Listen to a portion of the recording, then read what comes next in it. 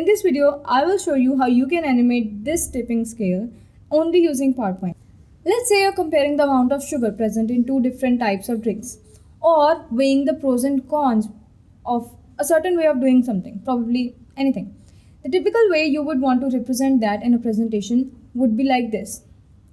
There's nothing wrong with this graph here. This looks awful.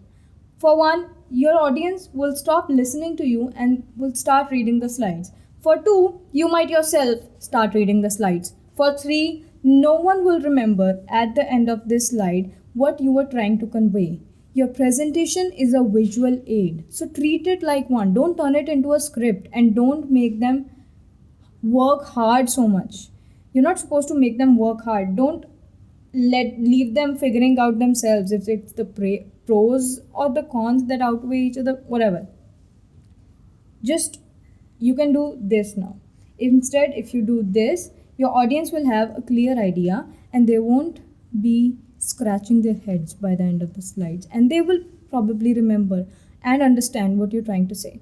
So you can download this file from the link in the description so we can get right into animating it.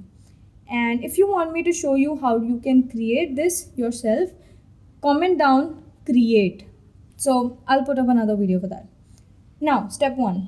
Imagine what it would look like if some weight is pressed upon this. So maybe like I'll grab this. So I've made red for the cons and green for the pros. Okay, if you go and grab this, don't press control. I'm pressing control and then dragging it here.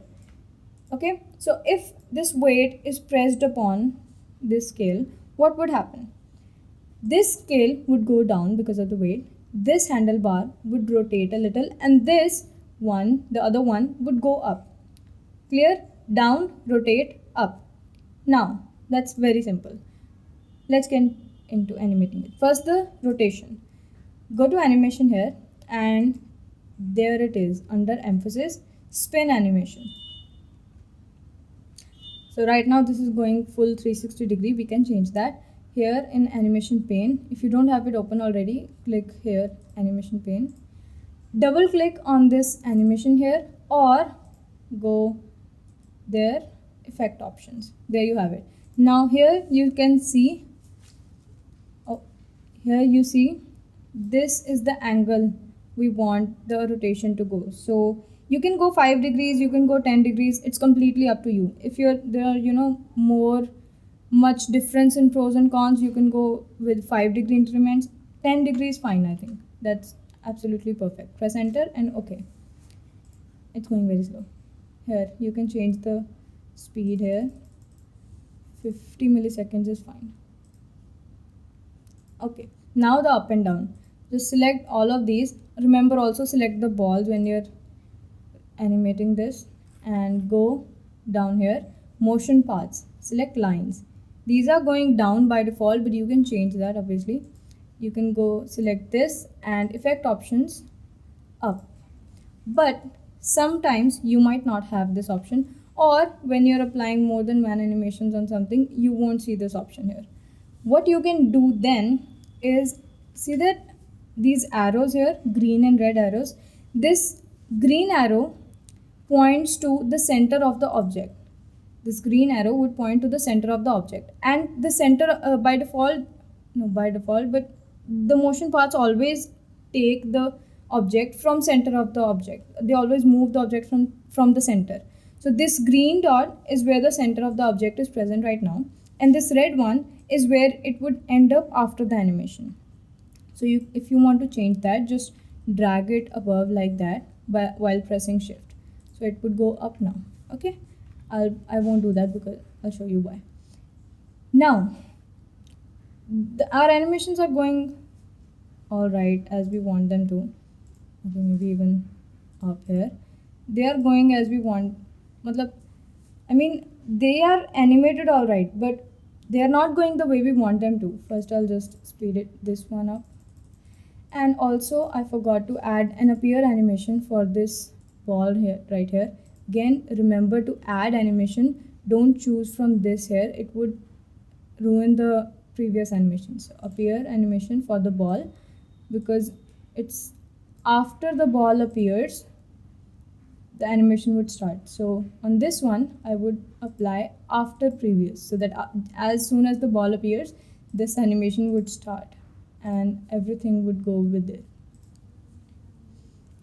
Right. Now, to get them where we wanted to, okay, we don't know where this all will end up, so we need some help. So I will bring in guides here. Just select this handlebar and I will duplicate it, Control D, and place it right above the previous one. Okay, and I'll also change the color maybe so that, okay, there's no confusion. And there are two objects in this, it's a group of objects, so remember to select both of them and then change the color. Go with anything, blue, red. Okay, let's go blue. Now rotate it, format options, rotate, and because we did a 10-degree animation, I'll go 10 degrees here. Cool. Now we can go on these arrows and change where we want these to end up. So if I go here, I can see the preview of where it will end up, and I can go something like that. Okay, that's annoying, a bit annoying. So I'll just move this ball to the side, because it's a thing when these points get near to the other point, to some other point, they snap just after that. So if I leave this here, you see it snaps over there. So make sure that doesn't happen. Go zoom in very close to make sure it's precise. If I go this, so there it goes. But again, previous versions don't have the option of position previews. So for that, what you can do is bring in another guide. I'll click on this and go another copy of this, duplicate it, press Control D, and I'll also change the color for this one. These are lines, so remember to change the outline, don't change the shape. Cool. Now I can place it where I want the object to end up. This is where I want it to end up, right? Perfect. Now again, this green dot, this one is where our object, I want this red dot to be, because that's the center of the object, and this red dot is where I want the center to end up after that, right? So that snapped over there, and I'll just, okay, I won't delete it because I might need it again. I would only hide these guides for now. Okay. You got left behind. You can just have an idea, a rough idea. Okay, I would need a guide here. Where's my guide? Here you are. Come here. Oh, my guide. Okay. No. The ball should be placed somewhere here. Okay. Great. This is done. See this? Okay, there's a slight lag. I'll show you why that's it.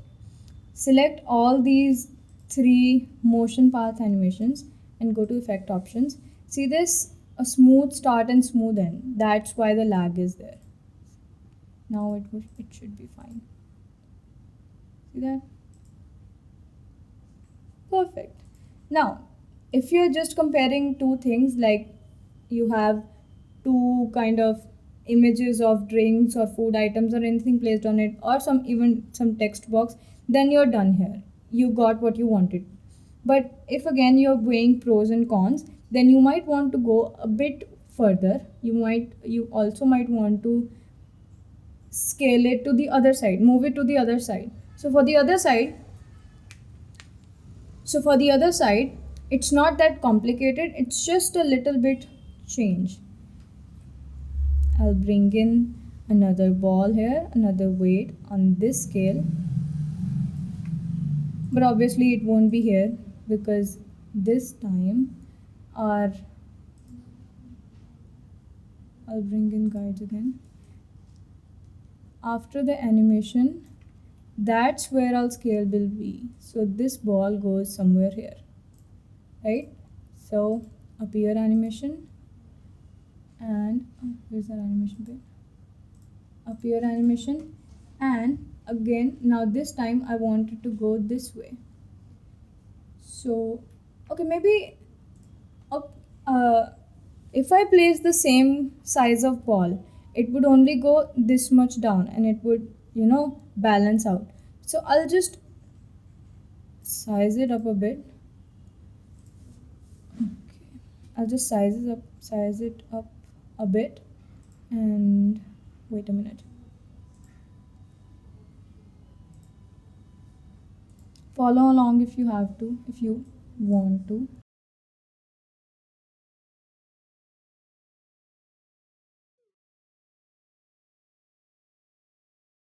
I think that's fine. Never mind. So if I place a bigger ball here, so just considering more weight on this scale, so it would go much more down, so it won't balance out. So I just want to show you that. If you want to balance out, that's absolutely fine, but now if you don't do that, okay. Remember, after this previous animation, this handlebar is here, this scale is up there, and this scale is down. Now after now when we animate this thing, remember that. So when I apply another spin animation on this one, this time it would be counterclockwise, obviously, because it would go the other side. Remember, this time it won't be 10 degrees, it would be 20 degrees. Why? Because it also has to cover the first initial 10 degrees that it gained from this rotation from this side. So 10 degrees up and 10 degrees up. Then it would go a little to the other side.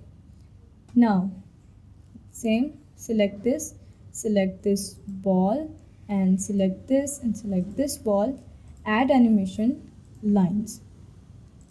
Now when there are too many, it gets complicated. Yes, it does get complicated. Okay, as I told you, the animation would always start from the center of the object when it's present right now. But that's not where our animation ended, right?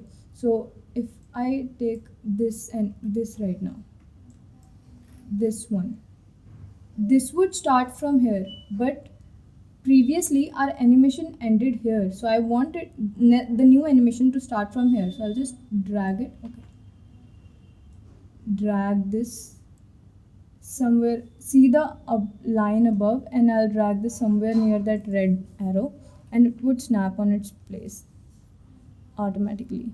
So with this one as well, I'll select this line. Okay, can't select it. Select this line, and it's, oh my god, and drag it down somewhere near the arrow. You can see the dotted line here, okay? Drag it somewhere near the arrow and it would snap. For this one as well, I guess this is the new animation. Yeah, so I'll drag this up to the red arrow and it snaps. Great. Now we change our guides. This would go to the other side, so just -10 rotation. Cool.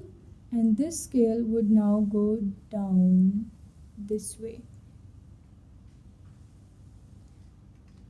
And now this arrow is for the scale, and this would go to the center. This green arrow, it would automatically grab it, I guess. Where is it? Oh, there it is. So yeah, I think it did. Where is it?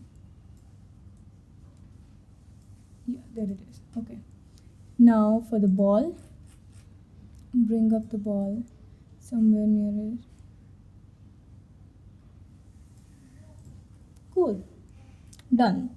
Now I'll take my guide to this square, and this goes up here. Oh, dekha. That gets sometimes annoying.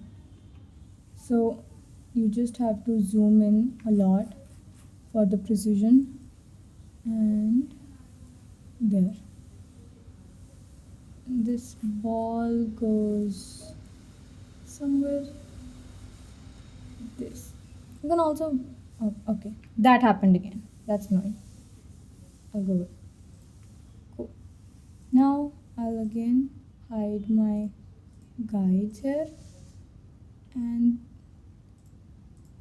this goes after previous, this goes with previous. Play. You see what's happening here? First of all, I'll just speed this up and remove the, you know what to remove? Smooth start. Good. Now we're good to go. See this?